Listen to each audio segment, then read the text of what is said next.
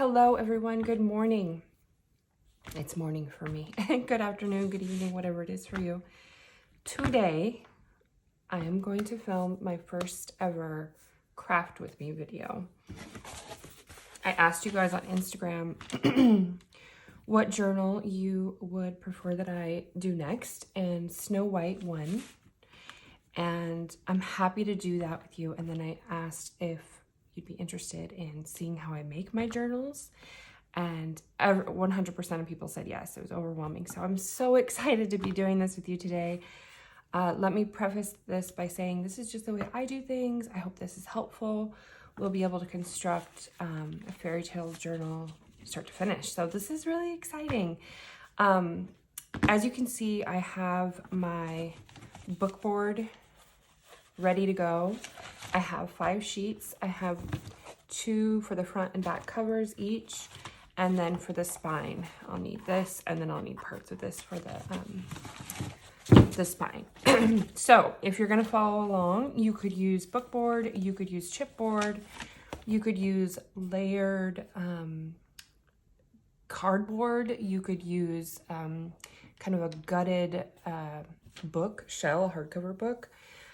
This is how I make it, like when I make my journals for sale from scratch.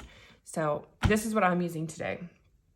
But before we begin, I want to share with you my first ever junk journal. And I made this, oh gosh, it's a little embarrassing, honestly. I made this a couple of years ago. And I'm showing you this because even if you are, this is the first thing you've ever made, listen, we all start somewhere, and I saved this journal just to look back, and what I see when I look at this is, I was excited. I didn't know what I was doing. I just knew I wanted to create something. And obviously over time, practice makes perfect. I've come a long way, but I think it's important to remember that it's okay for you to have made something a little janky. So look at this. Look at how, my heart was there. I wanted to make something magical, but it's rough. The binding is, I have tape here, and oh, I do love this. I do love her. But I show this to kind of maybe give you a little inspiration,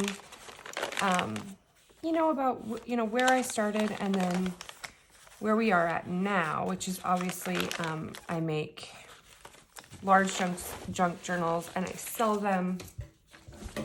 Here's a finished journal that I have now, which is obviously, I've come a long ways. So don't be discouraged, be hopeful, you can do it. I'm gonna try to make this as clear and as easy as possible. So let us first start with the measurements. My fairy tale journals are 9 by 6.5 with a 2.5 inch spine. Yes.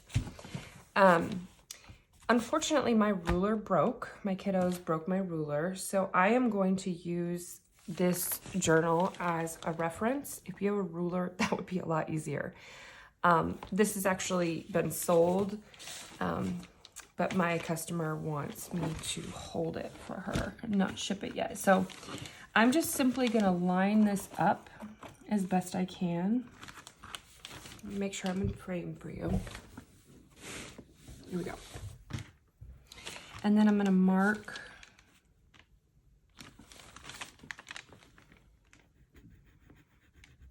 where 9 is. And then I like to, mark where 9 is again so that I can line these up when I,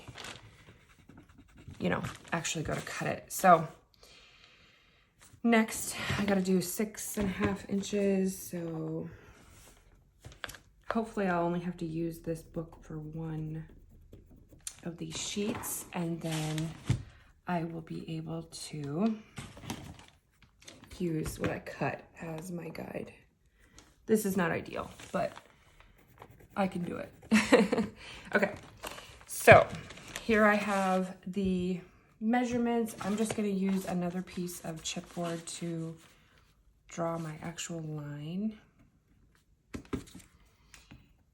so that I can have a guide when I'm cutting. I would recommend, listen, I have so many different pairs of scissors that I use for different things. I would recommend a pretty large pair because this is not, it's not a fun thing to cut chipboard. I do it because it's, it makes for a very clean and nice journal, but it can tire your hands and it's just not exactly comfortable to do. So it is what it is, but just letting you know, you might want to get a large pair of scissors so that you're not doing, oh my goodness, this is the struggle. This is what I actually do. Try to stay on that line.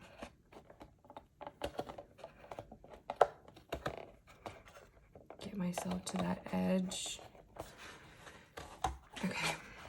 Okay, so we did that. I never throw these away. You never know what you're gonna need them for. And then I will cut out 4 of these because I'm gonna layer them. And I'll do that off camera so that you guys aren't, you know, bored to death with my cutting. So if you are following along,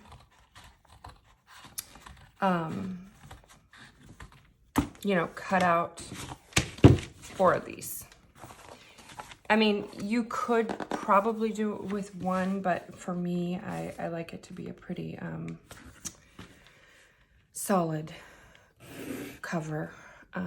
Especially for this fairy tale series, they need to be sort of just sturdy, very sturdy. It's a big journal. So I'm going to cut these out and I will be right back.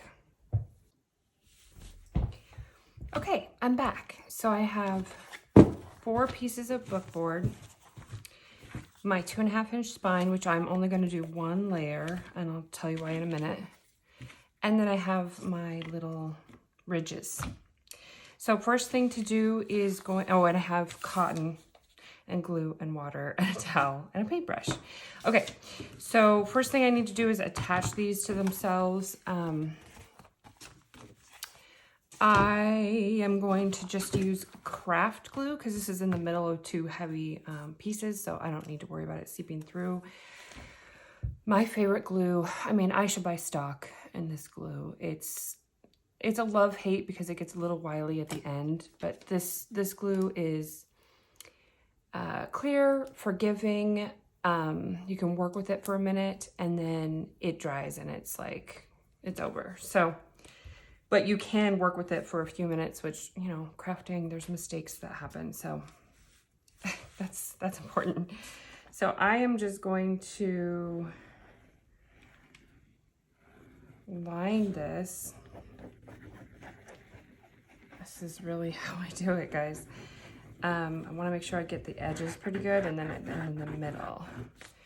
And typically, I mean, I'm just going to do this how I really would do it. I take my finger up to the edges because I want to make sure that this is really adhered, really, really well attached, especially on the edges. Okay.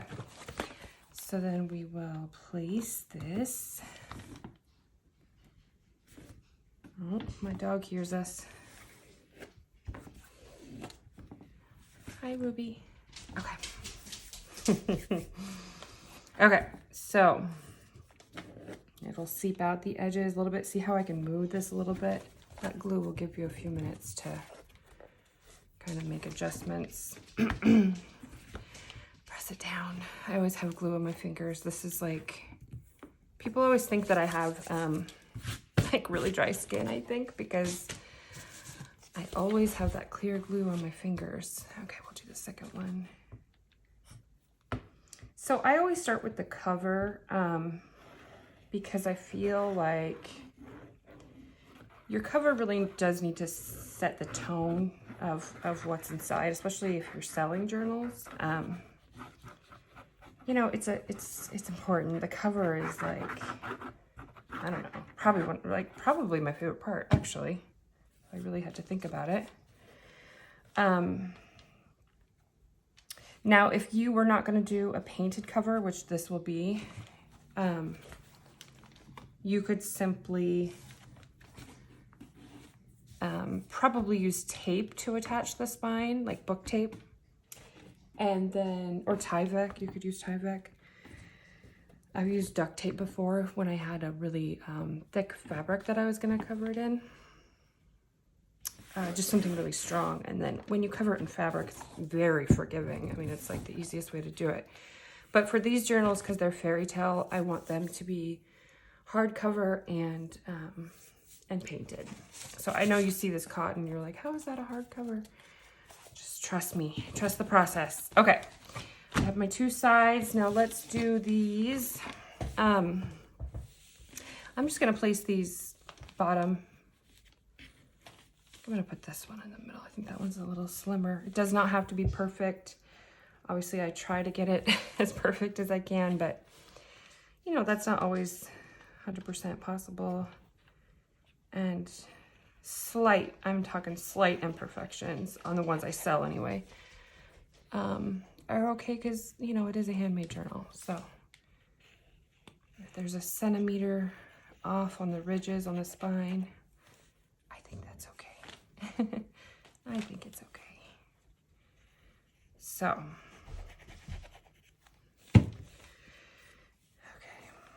let me make sure that this needs to come down. And if I have extra, I can just swoop. Yeah.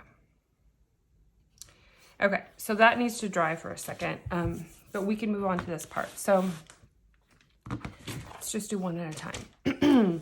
This is just cotton fabric, unbleached cotton.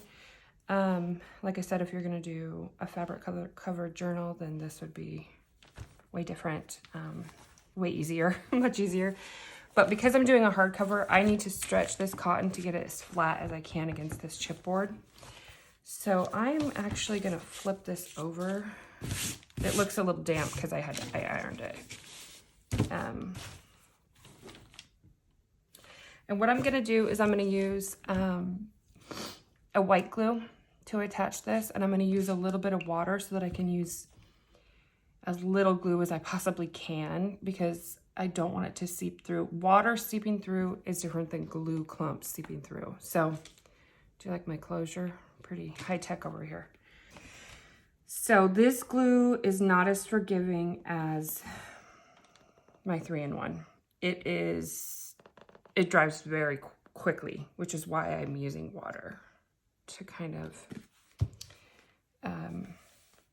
spread it and give me a little bit more time. And I really want to make sure I get the edges, the ridges, and then you can add a little bit more. You kind of got to work a little bit quickly with this guy because it's really not a joke. This glue is not a joke. I'm trying to think what other people use. PVA glue, I think, is, or Fabri-Tac. You could use Fabri-Tac. Okay, so see how I'm just trying to get this like as spread and as even as possible. That is simply because we are doing a hardcover painted journal. So this needs to be very much in the background and unnoticeable. So I'm looking at it from an angle to make sure I don't have any like ridges, which I do right here, or like lumps. And this is drying already, so I really need to make this happen. Ooh. Okay, let us press this down. And I can kind of eyeball this because I've made, oh gosh, I don't even know how many journals I've made. And then I pull this so that it is as flat as possible on the other side. And then I can flip this around and use my hands to, you know, really make sure that there is as little like lumps and bumps as possible. Now it's crafting, so there's always kind of a way to fix stuff. I think this is just a ridge in the cardboard. I see this here. We'll have to play with that later. But that's more or less pretty flat and nicely fitted. And it dries quickly because that glue is no joke, like I said. Okay, so let's check on our spine. This can be kind of a tricky part, and I need my bone folder. So the spine part is where you kind of need to take a sip of water, get up your gumption, because we're doing ones with ridges. And so there's a lot of getting the fabric in every single piece of this. So I'm just not going to overthink it. I'm going to just go for it. So let us begin. I'm going to cover this whole thing so that I'm on an even playing field in terms of dry time. And then let's get the water going. And then try to get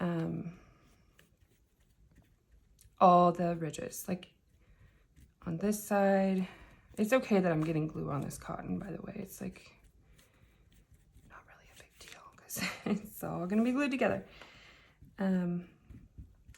But I do put down, I don't know if you saw my butcher paper, every new project I put down a new sheet. So it's kind of the way I reset my desk.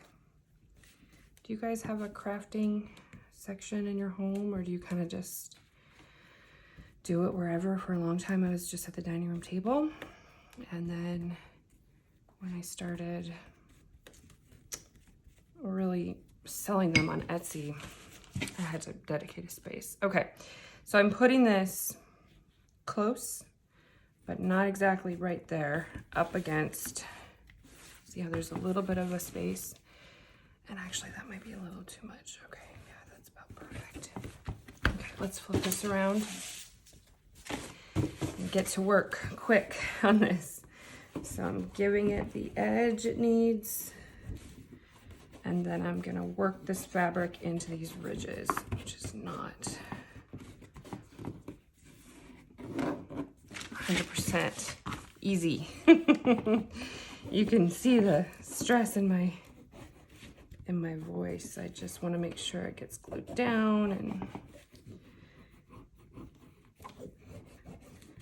oh gosh, I think I might need a little bit more glue in here. Can I do it? I'm gonna try.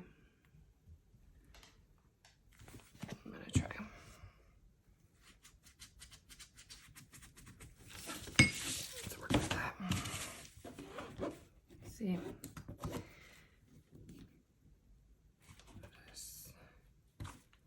I'll wipe off the excess. It's partly why I do butcher paper, because I'm always wiping off glue from my hands. Okay, so I'm working this in, and then on this side as well. This little corner is giving me some grief here. I'm gonna hold this down.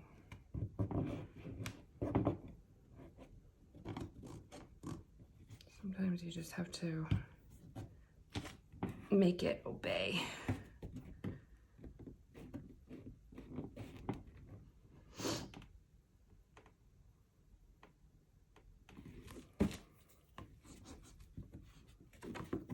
Okay, I'm gonna play with this and let this dry.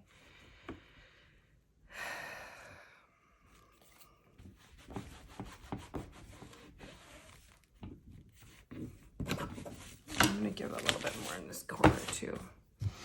This is the, you know, the realities of crafting. It can sometimes be imperfect, and then you just You got to roll with that. I just want these ridges to be as defined as they can be, and they might not be, you know, I'm not a booksmith exactly. Pretty experienced, but not a booksmith. So I'm gonna hold these ridges down.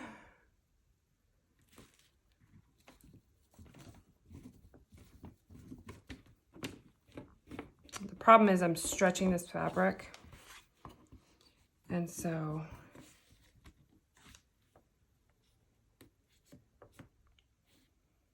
it wants to pull rather than lay flat.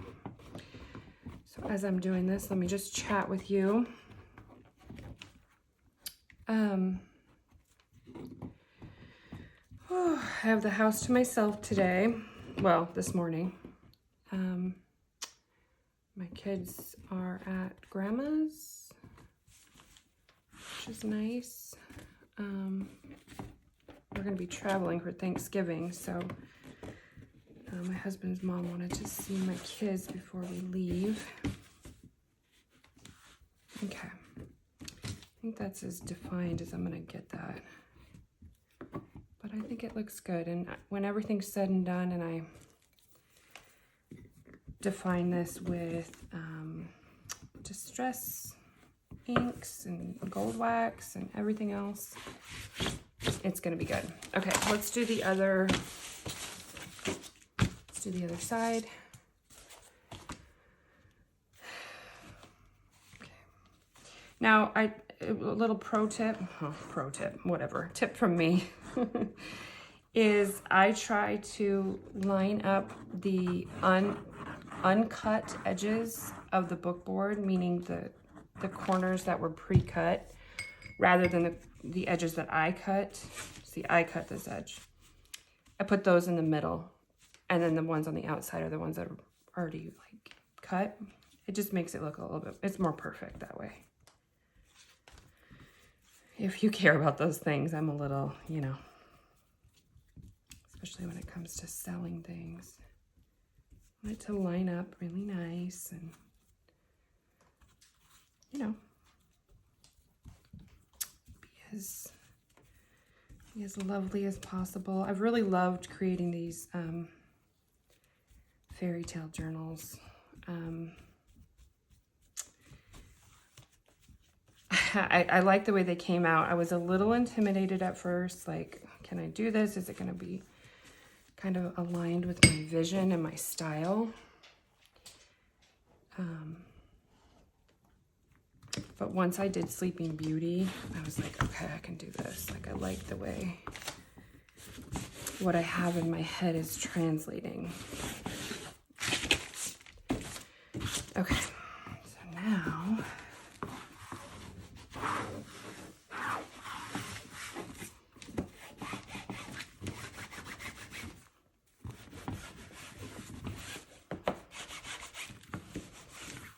okay, so you see how this is starting to take shape. So this is how I construct my covers. See, this has a little bit of give, so this will be able to open, which is obviously what you want. Gosh, I feel like I need more glue in here. I'm just simply gonna boop. Try to fill that in.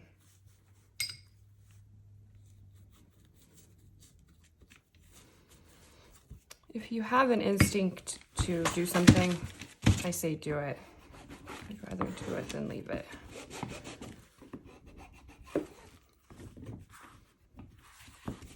You know what I mean? Okay. So this is good. So right now I'm going to trim this down a little bit because we're gonna fold the insides into this journal. I'm using dressmaking shears. I highly recommend, if you are going to be dealing with fabrics, to get a dedicated pair of fabric shears, because it makes all the difference. In my opinion, it's much easier to cut fabric with these. And I'm a quilter. I'm a hand quilter. So I had these from my making my son's quilt. I pieced it and cut it and everything, so, okay. Also have a scrap bin nearby. All right, so, okay. Ruby, you're good. Sip of water. Okay, so we need to deal with these corners. There's different schools of thought. I cut it like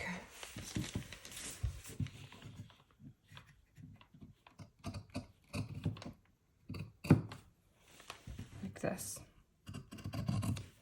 kind of like a diamond, because then that will fold in. I can fold this little corner in, and that will fold over, and that makes a nice little corner. So, but give yourself a little space on that, you know, to have a piece to fold in, because otherwise you will have a exposed corner, and that is obviously not ideal. You can cover that with a metal book corner, which I've had to do before, but if you can avoid that, I would try. So some people do like more of like a half moon. Some people just do a straight line across. I like the, is it a diamond or is it a rhombus? It's a rhombus. Okay. Now, gluing these down, I recommend starting from the long pieces because we're gonna incorporate these into the spine. And it will be easier to wiggle these down if this is not already covered. You know what I mean? Okay. Okay. I always have to kind of hype myself up. And then I get glue down in here. I get glue on the outer ridge, important. I'm trying to match like how much fabric I have to how much glue I'm putting down. So I'm gonna run that along. I'm gonna put that in there along the edges. And then make it as even as you can. And then pull. Pull, pull, pull. And I use a lot of pressure to the point where the glue is going to seep through this fabric, which again is perfectly fine. I'm using my bone cutter to do this so that this will move more easily. And that glue it's done. Do you see how that glue is no joke? Okay, let's do this side. I mean, it still needs a minute to like completely dry, but it's not gonna move. Try to get that as even as I can into the little bits. So I'd love to know more about like the audience on this channel. If you guys are journal makers or if you just love crafting or tell me about yourself. I would really like to know. I'm Emily, obviously. I live in Washington. I have 2 kids, 8 and 6, a boy and a girl. And I love to make journals. Oh, and I'm married and I have a dog. So that's my story. And I kind of think that everybody that's drawn to junk journaling has an inner child that loved magical things. Like I think we're all kind of the same spirit that way. We still have wonder in our hearts, which is amazing. Okay, so I'm just showing you how this is coming together. This is just discoloration. See how it's starting to become really stable. I'm gonna get that into there. It's starting to be much more of like a structured book. And although this is covered with fabric, it's still going to be a hardcover book because I'm going to paint this and I'm going to varnish it and seal it. But it's happening. It's happening. Okay, let's do these edges. Whew. Okay, this is the part I really got to get my mind right. This isn't easy to do on camera because normally I have this right in front of me. So I put a little on each like corner to really make sure there is glue there to deal with the folding of that corner. And then I'm going to tuck this in and fold it over. And try to get that as tight as I can. Tuck that in with your little thumb. If I could do it. And then fold it over. And now the same thing, I'm gonna pull and get this. See how my hands are all filled with glue? Life of a crafter. Okay. I'm gonna give this a minute before I let it go.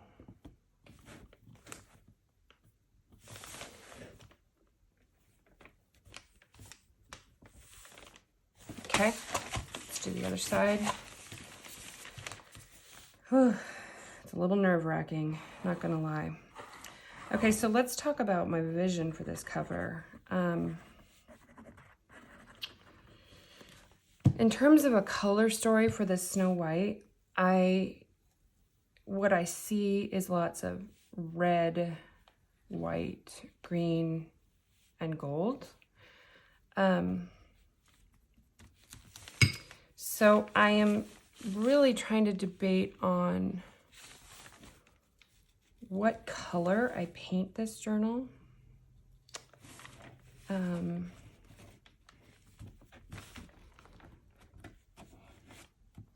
feel like the other covers were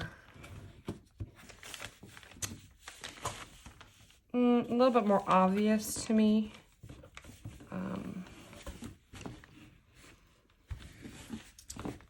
You know, Cinderella is blue. Sleeping Beauty to me is pink and blue and gold. And then Belle was yellow and red. Okay, sorry about that. My alarm went off as if I was gonna sleep in. Wishful thinking. Okay, so see, we have structure. We have I want to make sure these don't bend too much because they've gotten wet. So you need to make sure they're drying flat. But see, now we have a journal. So now I need to let this dry and then I will be back with paint colors. Okay, I am back and I lied before about being back with paint. We need to gesso this. So this is white acrylic gesso.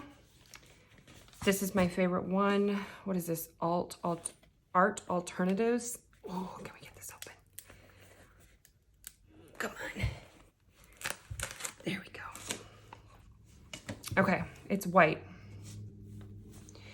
So this step, I think arguably some people might say it's unnecessary.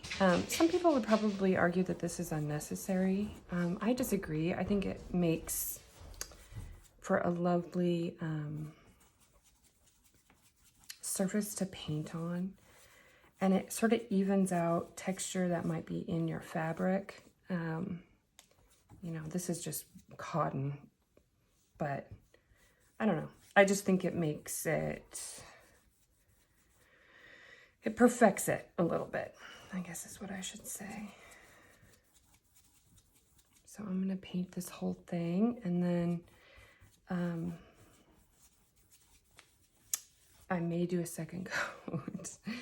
Depends on how this dries and kind of what the fabric soaks up. It can dry kind of uneven depending on how much the fabric wants to take of it. So you'll start to see spots where maybe there wasn't enough soon. See, like here. And then try to do, oh my gosh. Try to do kind of up and down sweeping strokes that will make for a very even cover surface. And then do your edges as well. Okay, so I'll finish doing this and I'll be right back. Okay, so I have this all painted and you can kind of see how there are some spots that took a little bit more. So I'm gonna do another coat. And then I think I will leave this,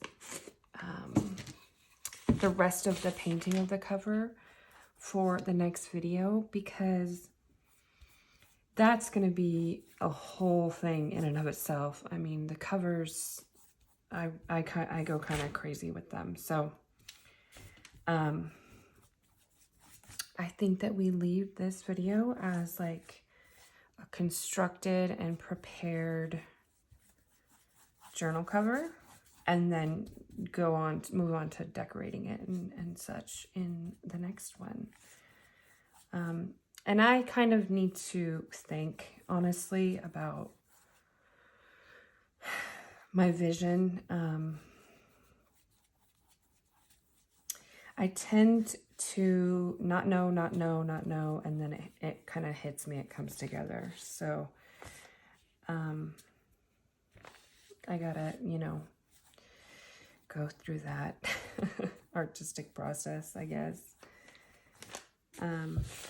And it will come to me. And sometimes it just shapes itself, after I get started. But I'm not sure what color to paint this initially, so I need to kind of sleep on it, think on it,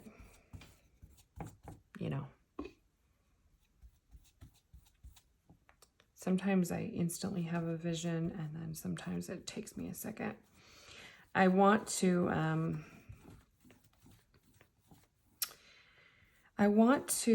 focus on, I know that I want to focus on roses in this journal.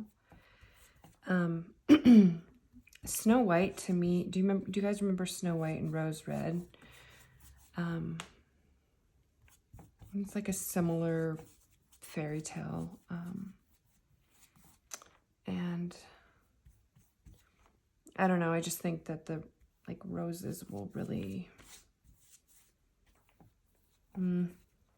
add to the storytelling. Apples, roses, the dwarves. My favorite part of the movie was when they were mining for those jewels. Oh my gosh. Remember that part? Okay, so look how nice and even this looks now. This looks exactly how it should. Perfect, even, clean. I'm trying to even out my brush strokes here, so I'm using just like light pressure. And then this will dry overnight. And then I will think about what we want to do for the cover, and then we will do that in the next video. So thank you so much for watching this. If you have watched this whole video, I thank you. And if you're new to this channel, please go ahead and please subscribe. And you can make this Snow White journal with us. Yeah, so I'll leave it there, and then I will be back with my vision, my supplies, and we will continue on this journey. So thank you so much for watching, and I will talk to you guys later. Bye.